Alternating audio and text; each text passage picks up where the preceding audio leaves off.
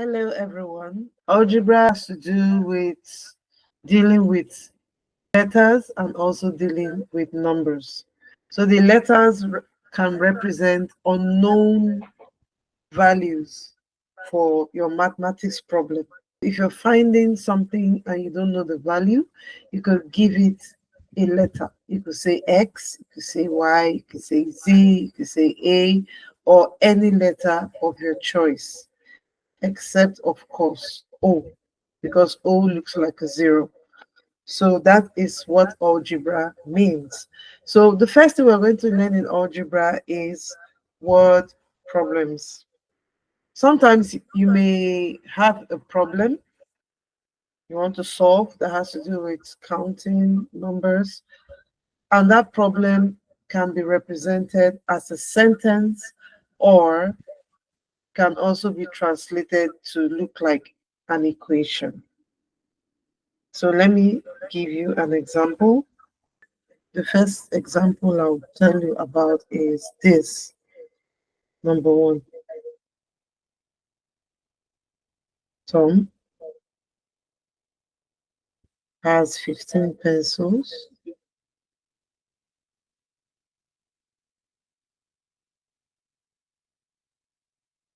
in his pencil case. So he gives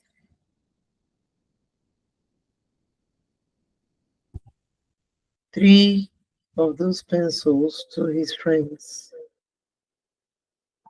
to a friend.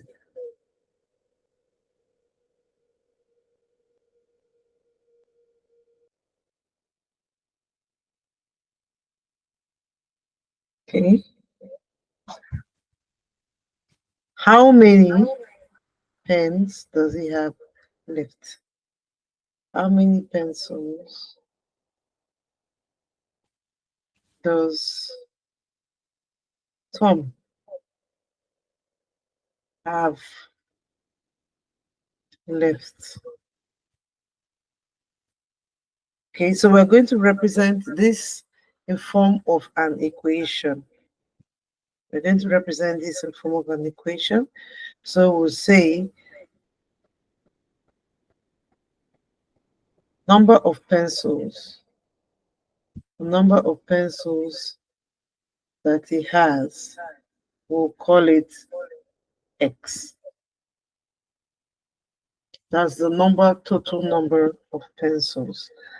Then he had 15 pencils and he gave away 3 pencils. So what is the new number? Okay, so we know that X is equal to 12. X is equal to 12.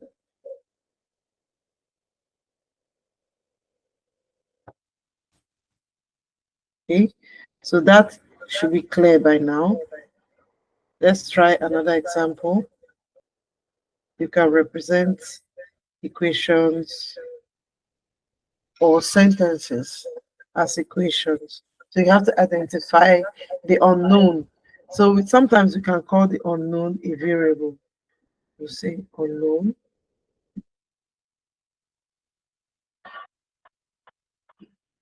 is also called in algebra, it's also known as a variable. Can you see my screen? Choose any letter except O to represent a variable. Sometimes X is the most commonly used letter for variables, X, Y, Z, and any other letters.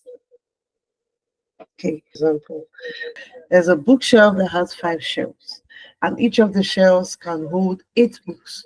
So if the shelf is currently empty, how many books can be placed in total?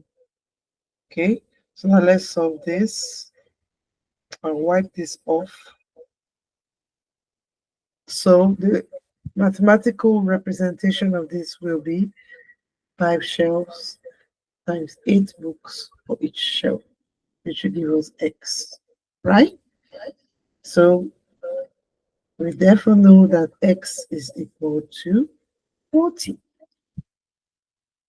As simple as that. That's how simple it is to represent problems in algebra. Let's read this question critically. A company sells two types of products, A and B. We call it in algebra, we're going to target some letters. We target letter A and letter B. So the company could be selling anything. They could be selling phones, they could be selling laptops. So we're not going to give it any name.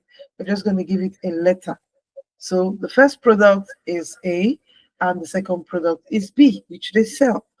Now product A sells for 50 naira and product B sells for 30 naira. So if this company on a beautiful day, they had a lot of sales and they sell 200 units of A and 300 units of B, how much did they make on that special day? 200 units of A plus 300 units of B will give us X. We don't know what X is, but we know what A is and we know what B is. A can change, B can change. That's why we call them variables. And then X is also a variable because it can change and is dependent on A and B. So we know that A is 50 naira and B is 30 naira. So we're going to substitute those values in, placing A with 50 naira. We have 50 naira here, bracket close, write 300, and then representing B by its value, which is 30 naira. So 200 times 50 is going to give us, we have three zeros, right? 0, 0, 0. 5 times 2 gives us 10. Then we'll multiply on the other side. 3 zeros, 0, 0, 0. 3 times 3, 9. So we have 10,000 plus 9,000.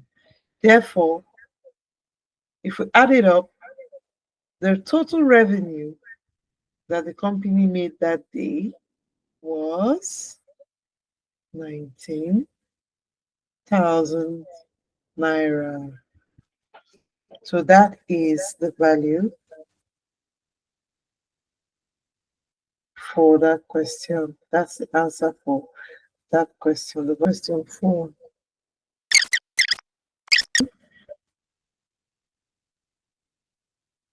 Principal is equal to interest rate times time. So if we're looking for the interest, so we're going to make interest the subject of the formula. So that means we're going to divide both sides because we want only the interest to be on one side, right? So we're going to move this and this to this other side. How do we do that? We do that by dividing both sides by arrow and T, right? I, arrow, T over arrow and T. This will cross this out, leaving our interest as principal over rates times time. So now our interest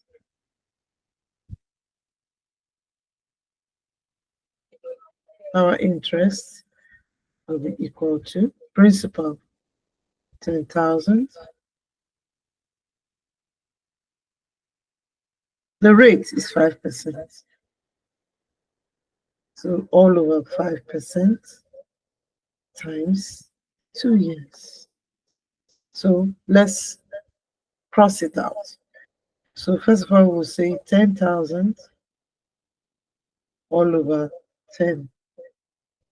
5 times 2 gives us 10. So this 10, 0, will cross this 0, giving us 1,000.